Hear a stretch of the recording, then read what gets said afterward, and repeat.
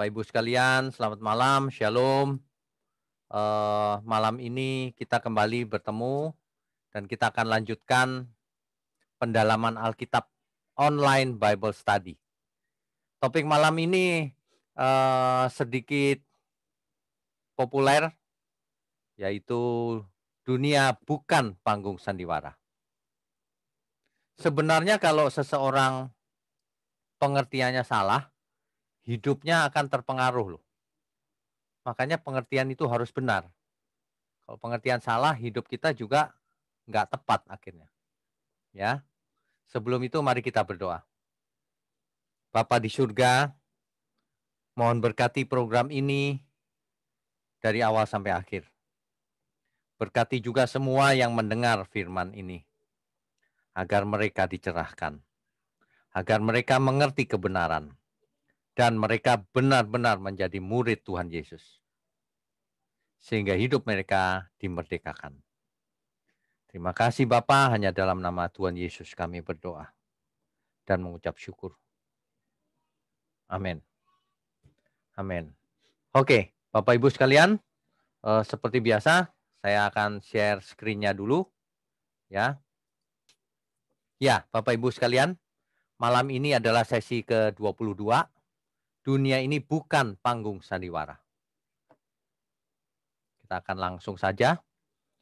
Ketika seseorang salah mengerti Alkitab, akibatnya akan fatal. Ya. Itulah yang terjadi jika seseorang percaya pada konsep takdir atau nasib atau apapun sebutannya.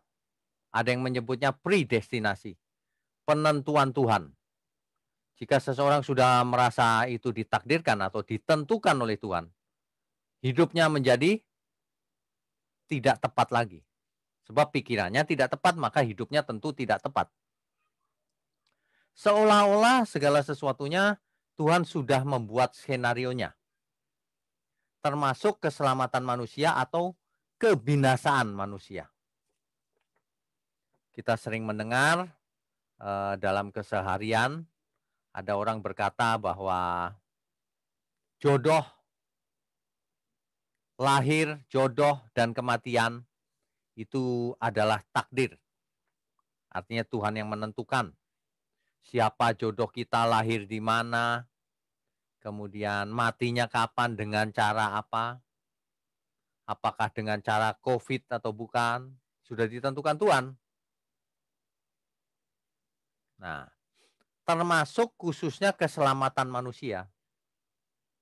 Tuhan yang menentukan ini loh yang bakal selamat, ini loh yang bakal dibinasakan Tuhan.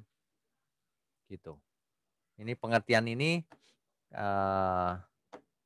akan kita bahas malam ini.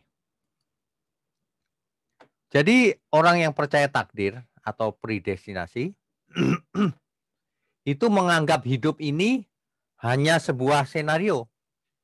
Senario dari surga. Tuhanlah sutradaranya. Nah, manusia hanya memainkan peran. Ya. Pemain sandiwara. Bahkan ditulis di suatu buku bahwa manusia hanya jadi kuda. Allah jadi penunggangnya. Bayangkan. Manusia dianalogikan dengan binatang. Dan Tuhan dianalogikan dengan pengendaranya. Ini analogi yang tidak tepat sebenarnya. Nanti kita bahas ya. Oke. Jadi apapun yang terjadi dalam hidup seseorang, itu seperti sebuah film yang diputar oleh Tuhan. Karena Tuhanlah sutradaranya, Tuhan yang membuat senarionya, Tuhan yang membuat kisahnya akan berakhir seperti apa. Semuanya Tuhan. Nah, jadi seperti sebuah film. Manusia tidak merasa bahwa dirinya hanyalah pemeran dari sebuah skrip dari surga. Ya. Kalau begini caranya bahaya ini. Nanti kita lanjutkan dulu. Atau ada interaksi yang natural antara Tuhan dan manusia. Yang benar yang mana nih? Contohnya kalau kita baca Mazmur 73 ayat 28, aku menaruh tempat perlindunganku pada Tuhan Allah. Apakah ketika seseorang berkata seperti itu, aku mau berlindung pada Tuhan? Itu pun sudah ditakdirkan Tuhan. Bayangkan kalau saya mencari Tuhan karena ditakdirkan Tuhan. Karena Tuhanlah yang membuat skenario itu tanpa setahu kita. Berarti saya nggak benar-benar cari Tuhan. Saya cuma memainkan skenario itu. Ya, nah, ini memang agak aneh, tapi itulah yang terjadi. Jadi cara pandang kita itu akan mengarahkan hidup kita itu mau kemana dan bagaimana. Ya, jadi harus benar. Contohnya nih, apakah jodoh itu takdir? Apakah jodoh itu ditentukan Tuhan?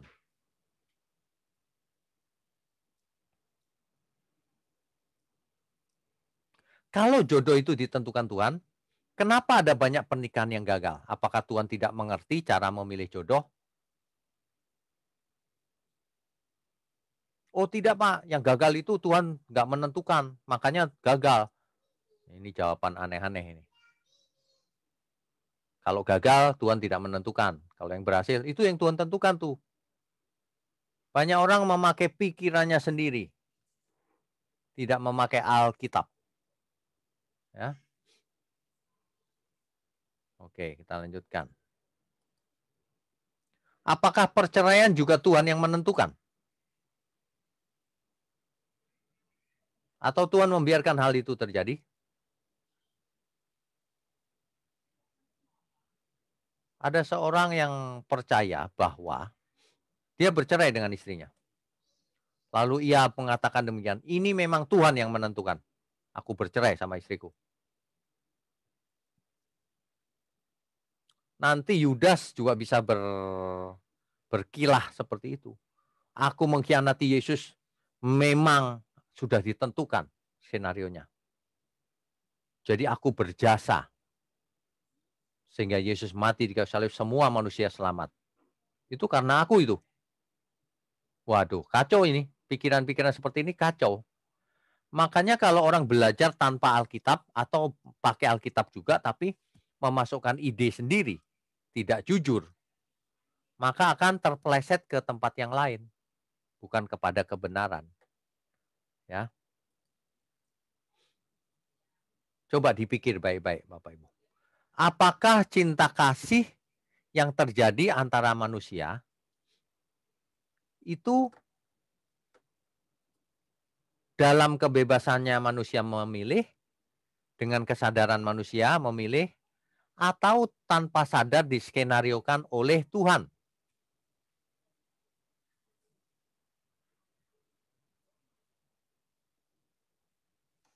Aneh, bukan?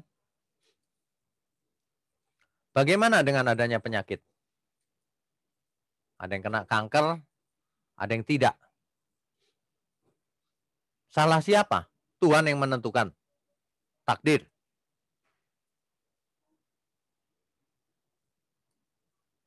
Maaf ya, di Alkitab tidak pernah ada Tuhan menginginkan kematian seseorang. Atau Tuhan menginginkan seseorang sakit. Tuhan menginginkan manusia binasa, yang ini, yang itu. Tuhan menginginkan kebinasaan sebagian manusia. Gak ada itu di Alkitab. Itu hasil pikiran manusia. Ya. Apakah kalau seseorang sakit jantung itu takdir juga, Tuhan yang menentukan? Atau karena pola hidup? Salah makan misalnya.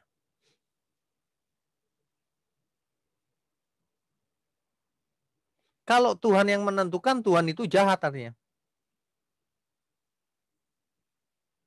Oh tapi ini nggak ada hubungan dengan keselamatan Pak. Alasannya begitu tuh orang-orang itu. Ada. Setiap sisi hidup kita, setiap aspek hidup kita berhubungan dengan keselamatan kita. Jangan bilang kalau ini nggak ada keselamatan sakit jantung, nggak ada hubungan dengan keselamatan surgawi. Setiap sisi hidup kita ada hubungan. Kalau seseorang umurnya pendek, maka ia belum sempat belajar menyempurnakan diri. Ya, kualitas pelayanannya kepada Tuhan nilainya belum tinggi. Kan begitu. Jadi pikiran itu harus panjang. Apalagi pakai pikiran sendiri. Jangan pakai Alkitab. Ya. Sebab apa yang diperbuat seseorang pasti ditaburnya, dituainya. Apa yang ditabur pasti dituainya. Hukumnya seperti itu. Jadi bukan Tuhan yang membuat semuanya ini seperti itu, bukan. Tapi manusianya yang salah. Ya. Oke, kita lanjutkan dulu. Apakah hari kematian seseorang juga sudah ditentukan oleh Tuhan? Padahal seseorang mati gara-gara makan sate kambing, setelah itu minum bir, habis itu stroke terus mati. Apakah Tuhan menentukan seseorang seperti itu? Tentu tidak, itu kesalahan diri sendiri. Jadi ada banyak pengertian yang harus dikoreksi. Selama ini sudah terlanjur dimengerti seperti itu, padahal salah itu. Apakah manusia hanyalah sebagai pemain dari sebuah senario ilahi? Dan dunia ini hanyalah sebuah panggung sandiwaranya Tuhan?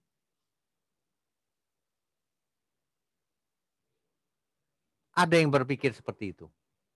Ada teolog-teolog yang berpikir seperti itu bahkan.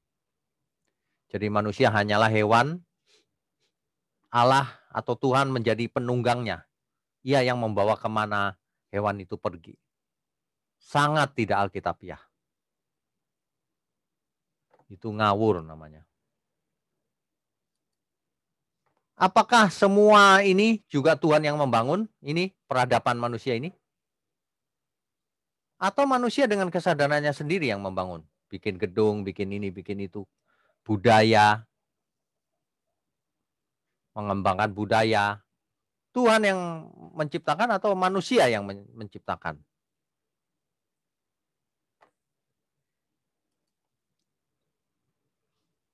Faktanya hidup ini adalah pilihan. Setiap kita punya kehendak bebas untuk memilih mau hidup seperti apa. Tentu saja setiap pilihan ada akibatnya.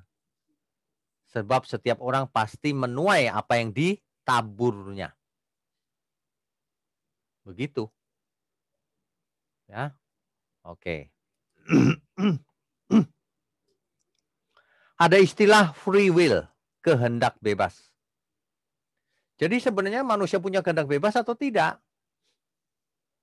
Sebagian teolog percaya bahwa manusia tidak punya kehendak bebas. Padahal Alkitab sudah mencatat dari awal bahwa Tuhan Allah memberi mandat kepada manusia supaya manusia beranak cucu di bumi, memenuhi bumi. Kita sudah jelaskan di pertemuan yang lalu. Bapak Ibu yang belum ikut pertemuan-pertemuan terdahulu, silakan lihat di YouTube, di channel kita, ya. Nah, memenuhi bumi, menguduskan bumi dengan keturunan-keturunan kita, menaklukkan bumi, berkuasa di bumi, mandat berbudaya di bumi. Manusia diberi tugas, diberi mandat, diberi tanggung jawab untuk melakukannya. Jadi manusia harus melakukan kehendak Tuhan. Manusia yang menentukan apakah ia mau melakukan itu atau tidak. Jadi kehendak bebas harus diartikan bukan berarti manusia bisa hidup bebas sesuka-sukanya. Bukan itu artinya.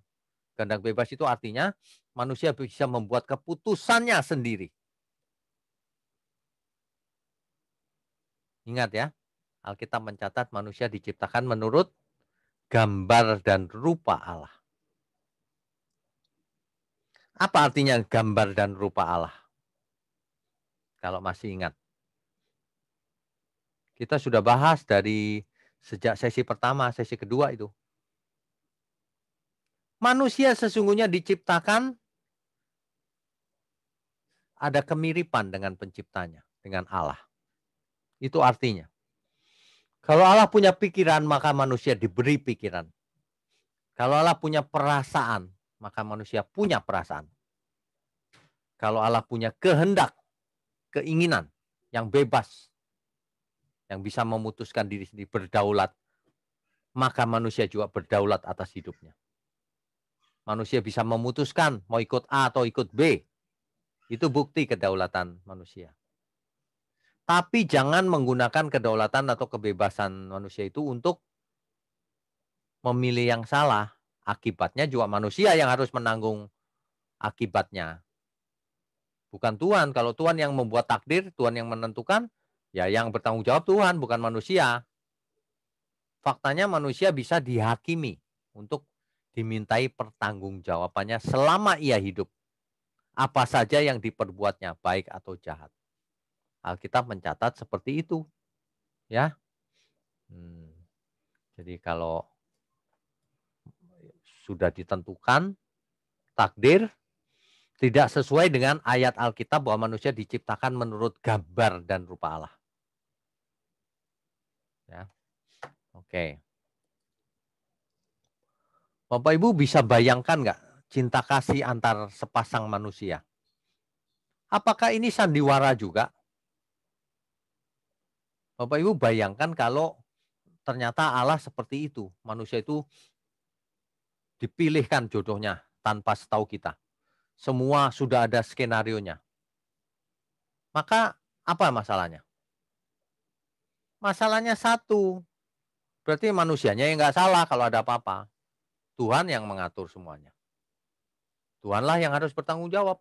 Kalau memang seperti itu takdir. Ya. Yang lebih penting lagi, kalau semuanya ini ditentukan Tuhan, berarti cinta kasih antar keduanya ini tidak murni, tidak tulus. Bukan cinta sejati. Kan begitu. Ini logika sederhana loh. Ya. Tapi ingat, kita harus menurut Alkitab seperti apa nanti. Ya. Cinta kasih yang tulus tidak bisa timbul jika semuanya itu sudah dibuat skenarionya. Nggak bisa. Kalau ada orang yang ngotot bisa ya silahkan sana. Logikanya nggak ada itu.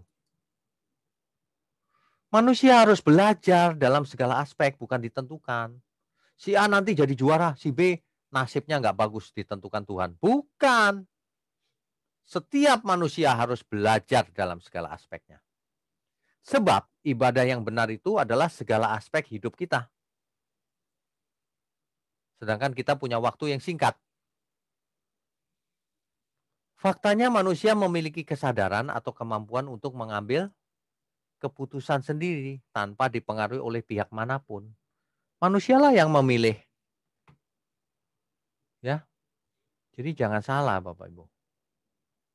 Jangan salah berpikir. Alkitab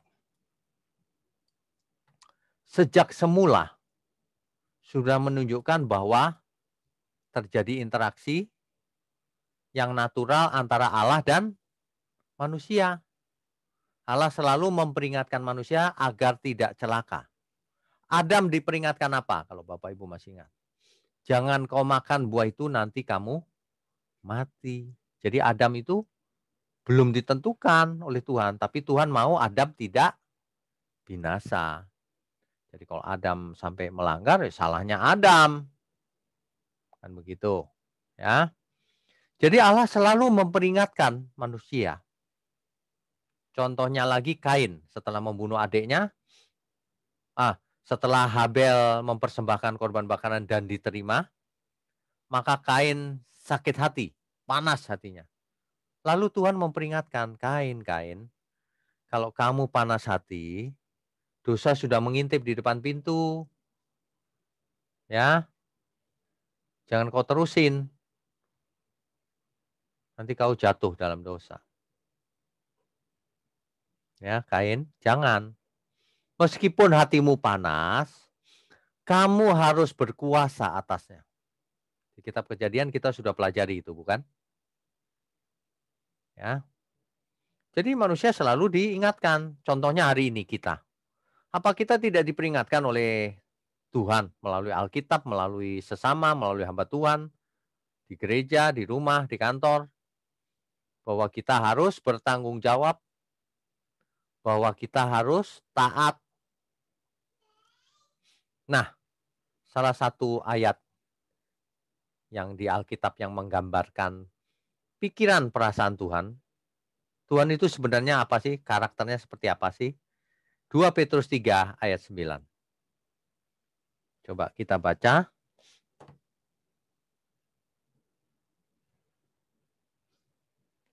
2 Petrus 3.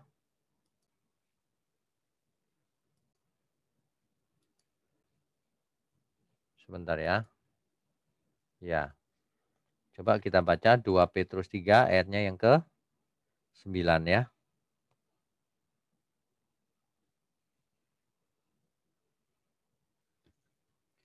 Tuhan tidak lalai menepati janjinya. Sekalipun ada orang yang menganggapnya sebagai kelalaian. Tetapi ia sabar terhadap kamu karena ia menghendaki supaya jangan ada yang binasa. Itulah isi hati Tuhan. Tuhan itu menghendaki supaya jangan ada yang binasa. Itu Tuhan. Bukan begini pikiran Tuhan tuh. Aku mau pilih orang-orang yang ku selamatkan yang ini aja. Yang ini nanti ku matiin, ku binasakan. Enggak. Isi hati Tuhan tidak seperti itu. Di Alkitab enggak ada itu yang seperti itu. Kalau di Alkitab jelas. Ia menghendaki supaya jangan ada yang binasa. Itu yang benar.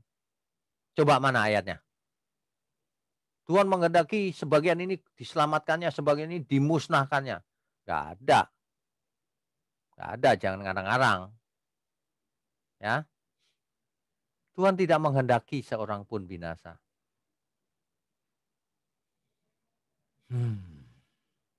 Jadi kalau manusia binasa tentu karena kesalahannya sendiri. Tidak taat pada Tuhan, tidak taat pada peringatan, tidak mau dengar peringatan-peringatan yang Tuhan berikan agar kita tidak binasa.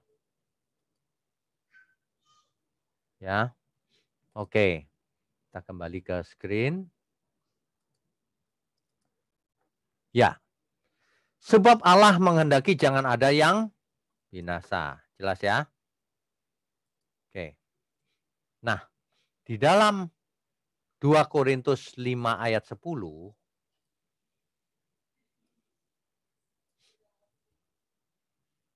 dibaca saja ini.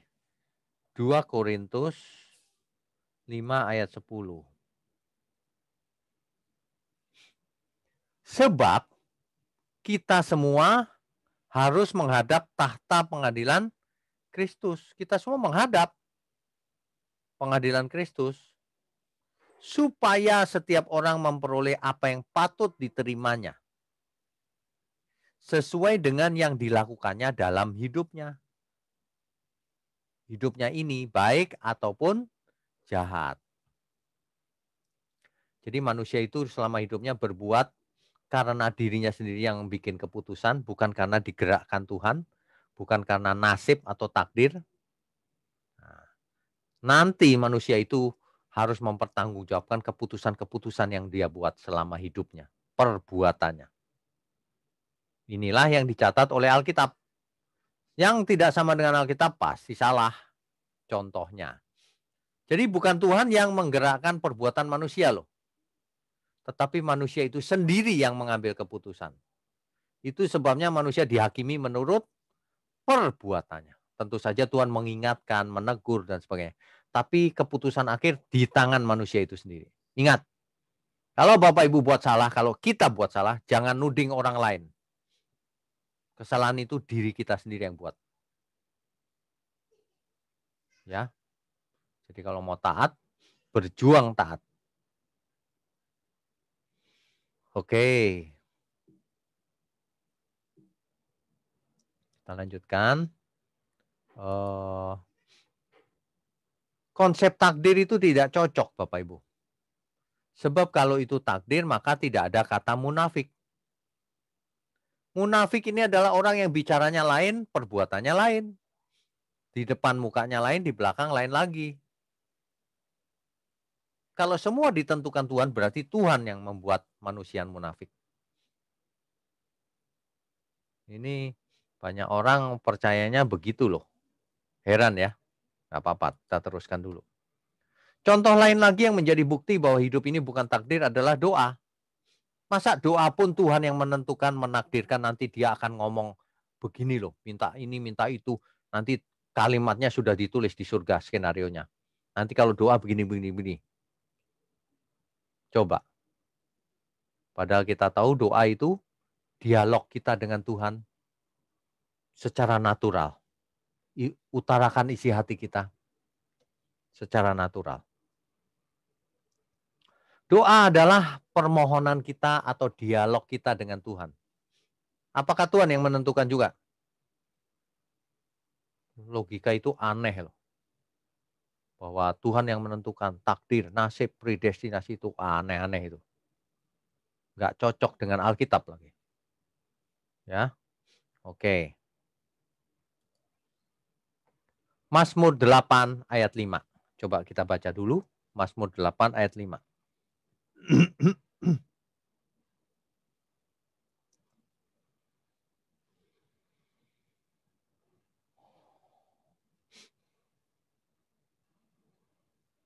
Ya, saya bacakan ya.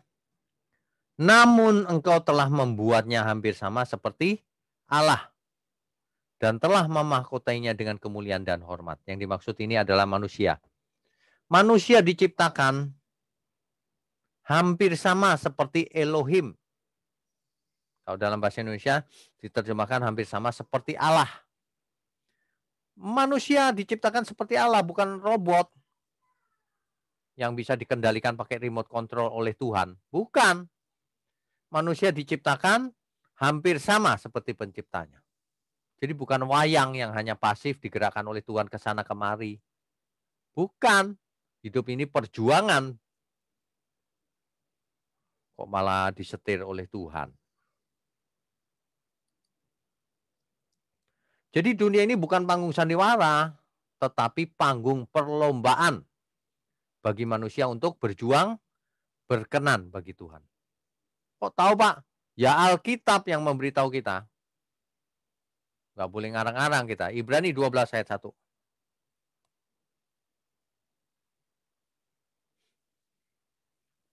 Saya bacakan ya. Karena kita mempunyai banyak saksi, bagaikan awan yang mengelilingi kita. Marilah kita menanggalkan semua beban dan dosa yang begitu merintangi kita. Dan berlomba dengan tekun dalam perlombaan yang diwajibkan bagi kita. Jelas ya? Setiap kita itu ikut perlombaan yang diwajibkan bagi kita semua, orang-orang percaya. Nah, kalau itu diwajibkan, siapa yang melakukan? Ya kita yang disuruh Tuhan. Kok malah Tuhan yang menentukan? Ini ada hubungan langsung dengan keselamatan nih, buang beban dan dosa. Itu, ya. Jadi dunia ini bukan panggung sandiwara, tapi panggung perlombaan bagi manusia untuk berjuang berkenan bagi Allah atau Tuhan. Oke. Bapak Ibu sekalian, ibadah yang benar itu adalah seluruh hidup kita. Bukan diskenariokan oleh Tuhan, tapi tergantung dari respon kita. Coba kita baca dulu Roma 12 ayat 1 ya. Roma 12 ayat 1. Karena itu, saudara-saudara, demi kemurahan Allah, aku menasihatkan kamu, supaya kamu mempersembahkan tubuhmu sebagai persembahan yang hidup, yang kudus, dan yang berkenan kepada Allah. Artinya yang menyenangkan Allah. Itu adalah ibadahmu yang sejati. Itu Roma 12 ayat 1. Ibadah yang sejati itu begitu. Jadi konsep takdir, nasib atau predestinasi itu tidak cocok. Masa orang beribadah kepada Tuhan itu pun Tuhan yang menggerakkan tangannya, mulutnya, pikirannya. Seperti sebuah robot biologis gitu. Jangan bilang tidak ada hubungan dengan keselamatan. Ini ibadah tentu ada hubungan dengan keselamatan. Di Matius 7 ayat 21 sampai 23 dijelaskan langsung oleh Tuhan Yesus. Matius 7 ayat 21 sampai 23. Siapa yang masuk kerajaan surga? Ditentukan Tuhan? Bukan. Bukan ditakdirkan Tuhan. Tuhanlah yang menghakimi, mengadili setiap kita sesuai perbuatan kita. Itu kata Alkitab loh.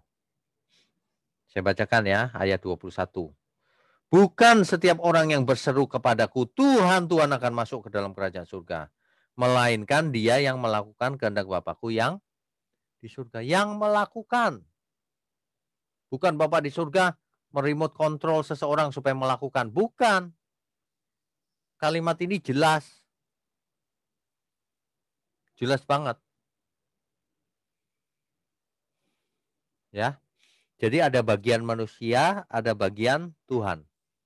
Kalau Tuhan sudah ciptakan kita sedemikian mempunyai potensi yang luar biasa,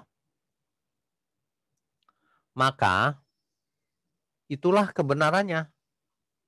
Bahwa nasib kita tidak ditentukan Tuhan begini begitu, tapi Tuhan mengajar kita, Tuhan memberi teladan kita agar kita jangan binasa. Ya. Nah, jadi dari banyak ayat itu sebenarnya nggak cocok kalau takdir. Ya, tidak cocok. Jadi Bapak Ibu jangan terpengaruh, gampang terpengaruh oleh teologi-teologi yang semacam itu.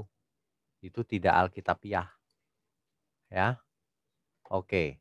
Kita sebentar, kita buka dulu screen-nya. Oke. Jadi begini Bapak Ibu. Bapak Ibu sudah ikutin sesi ini dari sesi 1 sampai 21 ya. Malam ini sesi 22 ya. Kalau Bapak Ibu teliti, nanti kalau ada yang ngulang dari sesi 1 ya, coba ikuti dengan teliti. Nanti kita akan menemukan dalam setiap peristiwa, itu Tuhan selalu memperingatkan manusia. Jangan loh ya, nanti kamu mati. Jangan, nanti kamu dosa sudah mengintip di depan pintu. Selalu ada peringatan Tuhan sebelumnya. Sebelum dosa itu terjadi. Ya. Nah, dengan melihat hal itu kita tahu bahwa manusia itu hidup berdaulat, punya kehendak bebas, bisa memilih untuk taat atau tidak taat. Kalau nggak bisa memilih, robot dong. Manusia bisa memilih, buktinya ada yang mau taat, ada yang tidak. Bukan skenario Tuhan. Nggak didukung ayat Alkitab manapun itu. Ya. Nah, jadi ingat suatu teologi atau pengertian firman akan berdampak dalam hidup kita. Kalau seseorang sudah berpikir takdir, ya sudah. Banyak orang yang menganut aliran takdir kurang kerja keras pasti. Dan sudah ditakdirkan tidak mau berusaha hidup kudus. Pasti menolak ketika diperintah Tuhan untuk hidup sempurna, pasti ia menolak. Berani menolak Tuhan Yesus. Matius 5 ayat 48. Matius 5 ayat 48. Ini perkataan Tuhan Yesus langsung. Karena itu haruslah kamu sempurna sama seperti Bapakmu yang di surga adalah sempurna. Ini perkataan Tuhan Yesus langsung. Tapi banyak sekali yang menentang. Wah, nggak mungkin manusia sempurna. Manusia nggak bakalan sempurna. Loh, yang Tuhan yang nyuruh kok kau berani ngelawan? Ya kita tunggu saja, segala sesuatu ada waktunya. Ada waktu untuk lahir, ada waktu untuk mati. Kalau orang berani melawan Tuhan Yesus, saya nggak ngerti. Apa modalnya dia? Doktor teologi, nothing itu. Ya, ketika orang mau mati, semuanya ditinggalkan, nggak ada gunanya lagi udah. Ya, jadi kalau orang percaya takdir itu seolah-olah membela kedaulatan Tuhan. Kedaulatan Tuhan tidak perlu dibela. Ia bisa membela dirinya sendiri. Yang perlu kita lakukan itu apakah Alkitab juga mengajarkan demikian? Kan tidak. Ini asumsinya begini loh, orang-orang ini punya asumsi bahwa yang percaya takdir, punya asumsi itu begini loh, Tuhan itu memilih sebagian manusia supaya selamat dan sebagian lagi dibinasakannya gitu loh. Premisnya itu sebenarnya. Nah, kalau premisnya sudah begitu ya sudah. Terus untuk apa kau menginjil? Untuk apa kau belajar firman? Kan sudah ditentukan nanti siapa yang selamat, siapa yang tidak. Makanya dalam teologi itu manusianya nggak all out buat Tuhan, nggak takut Tuhan. Kalau ngomong sembarangan di internet, nulis tidak sopan, tidak tahu diri, ya itu hasilnya teologinya. Sementara kita takut buat salah, harus hidup kudus, harus sempurna, kan begitu. Ada banyak sekali kesalahan dalam pengajaran-pengajaran eh, yang ada di luar. Kalau kita salah mengerti, ini bahaya. Kalau kita pengertiannya benar, akan berdampak dalam hidup kita secara luar biasa.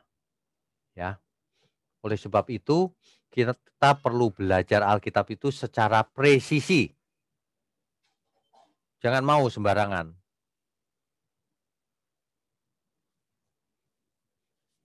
Kalau Tuhan membuat skenarionya, takdir atau nasib atau dalam bahasa teologi predestinasi, semua sudah ditentukan. Lalu bagaimana etika dunia ini? Untuk apa manusia mengejar kekudusan? Aneh bukan? Inilah yang saya maksud tidak alkitabiah itu.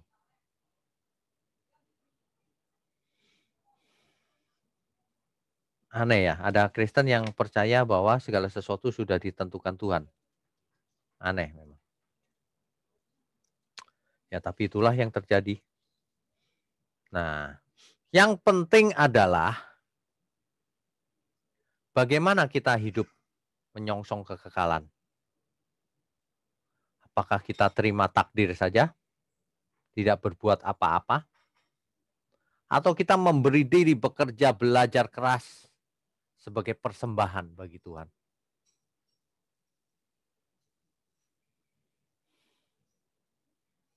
Ada banyak sekali yang tidak teliti waktu baca Alkitab. Padahal Alkitab berkata demikian. Tuhan Yesus loh yang bercerita itu. Kok bisa ya? Bisa ya. Orang nggak takut sama Tuhan. Nggak hormat bahkan. Padahal Tuhan sendiri loh yang mengajar. Hal kerajaan surga seperti, memakai perumpamaan. Ya, sebentar.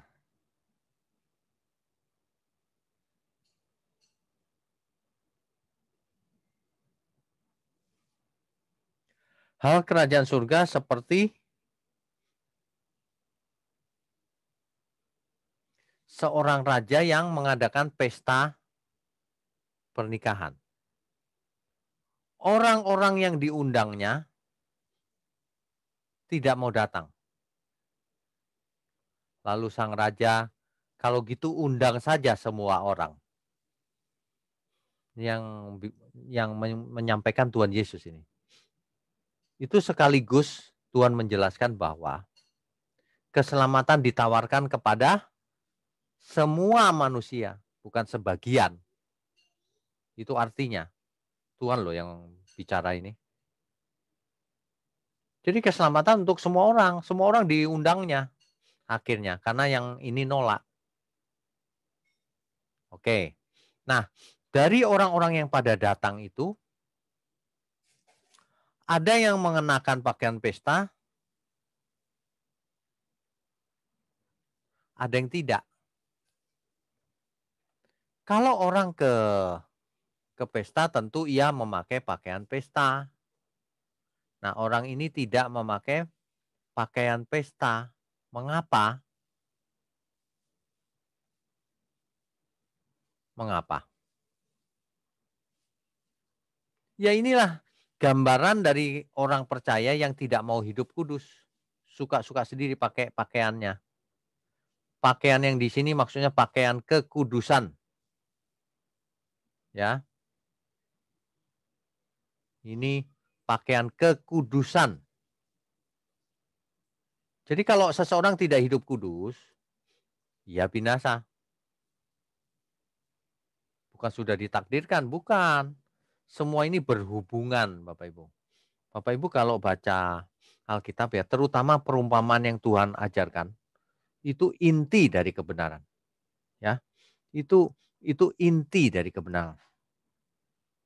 Jadi kalau orang lebih suka baca perjanjian lama, tapi tidak mau baca perjanjian baru, ini ciri-ciri kemelesetan. Jangan dengerin dia. Yang benar itu seluruh ayat harus dibuat kesimpulannya. Ya, tidak boleh hanya satu ayat, dua ayat.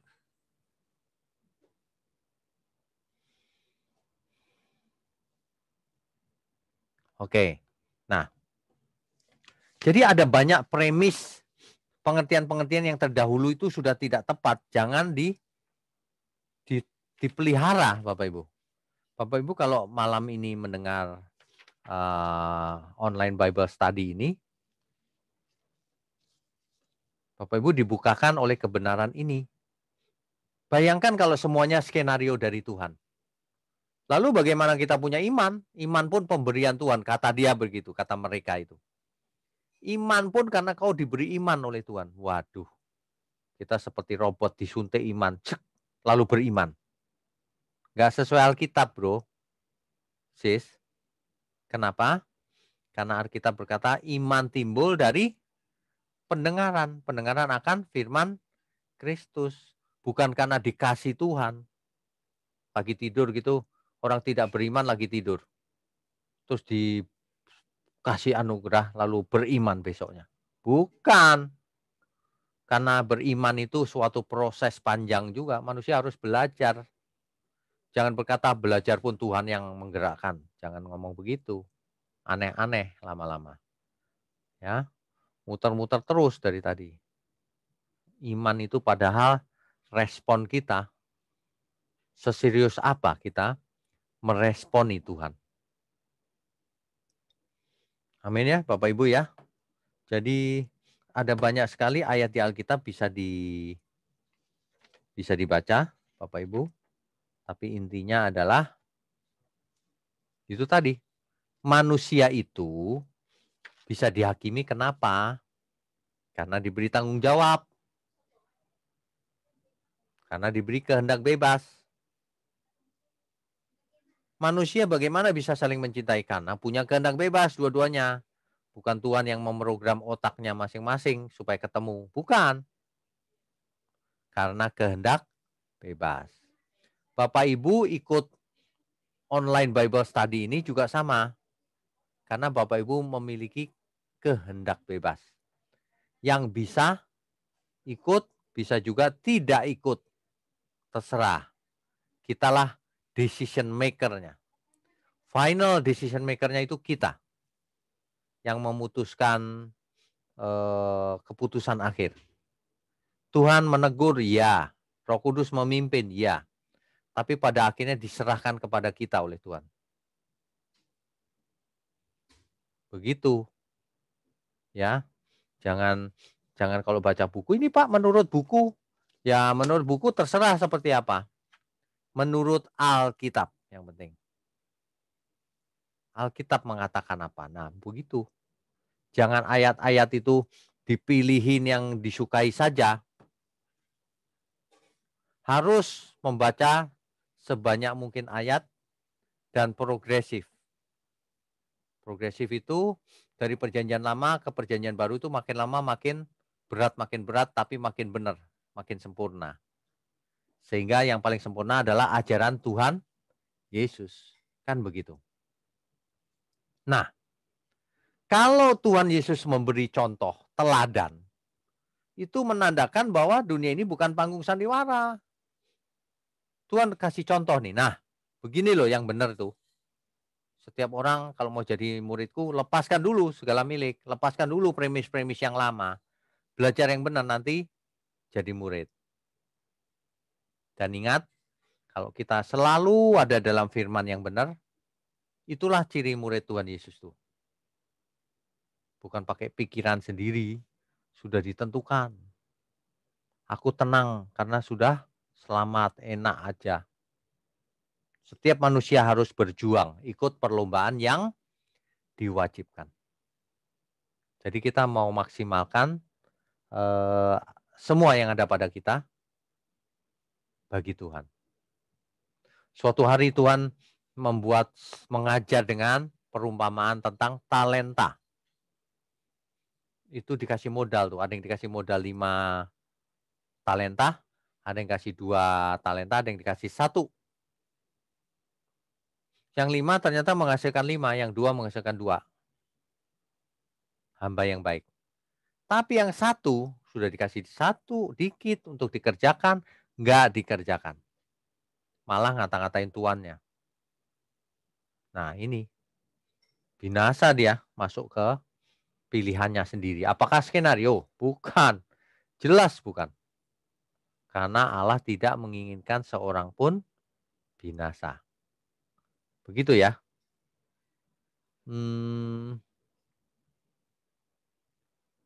Bapak Ibu sekalian.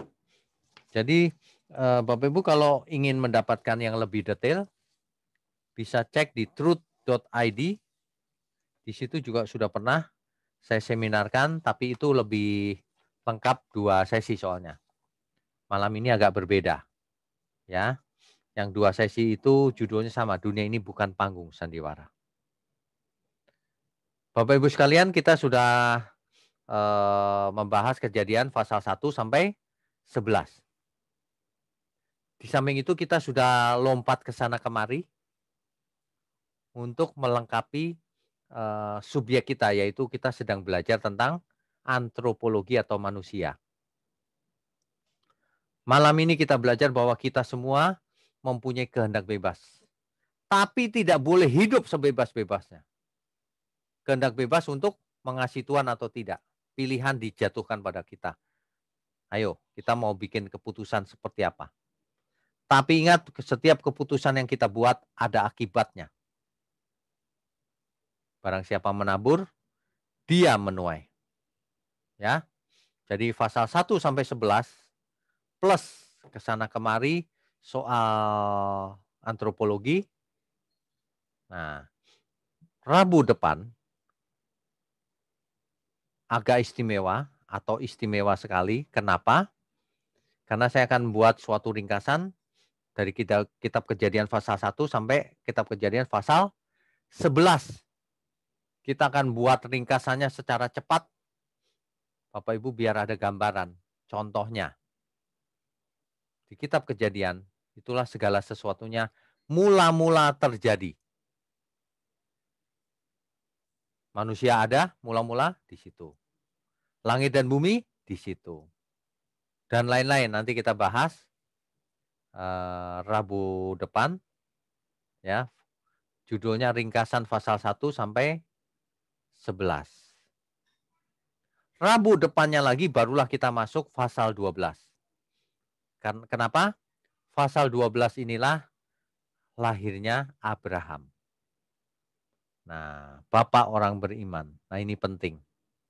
Nanti kita bahas 2 minggu lagi soal Abraham. Rabu depan adalah ringkasan kejadian pasal 1 sampai pasal 11. Segala seputar kitab kejadian ini. Jadi bukan mengulang ringkasan pelajaran kita yang lalu, tetapi melengkapi. Begitu, Bapak Ibu sekalian. Ya, oke, kiranya malam ini bisa menjadi berkat. Tapi saya menyadari bahwa bahannya terlalu banyak sehingga ada banyak hal tidak tercover memang, tidak mungkin. Suatu hari saya akan jadikan buku, Dunia Ini Bukan Panggung Sandiwara. Nah, barulah itu tebal lengkap ayat-ayatnya. Ya, oke, Bapak Ibu sekalian. Amin.